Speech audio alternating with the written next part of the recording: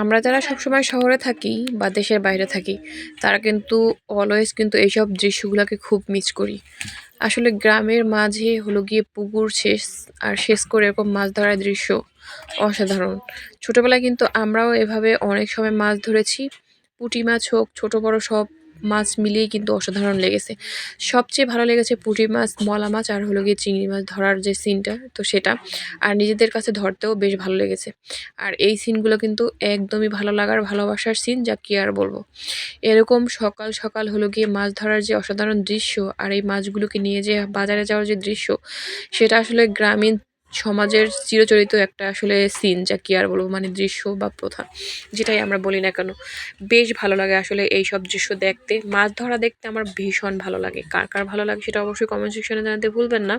আর এটা হলো আমাদের বাড়ির পাশেই হলো গিয়ে পুকুর সেচ দেওয়ার পরে তারা যে মাছটা ধরছে, তো সেই সিন দেখেন কত সুন্দর ভালো লাগার সিন, যা কি আর বলবো।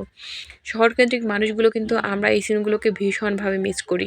আর গ্রামের এই যে চাটাইয়ে বসে হলো গিয়ে এভাবে সবাই মিলে যে মাছ ধরার যে দৃশ্য, সেটা আসলে গ্রামে না গেলে আসলে বোঝাই মুশকিল বা দেখাই মুশকিল।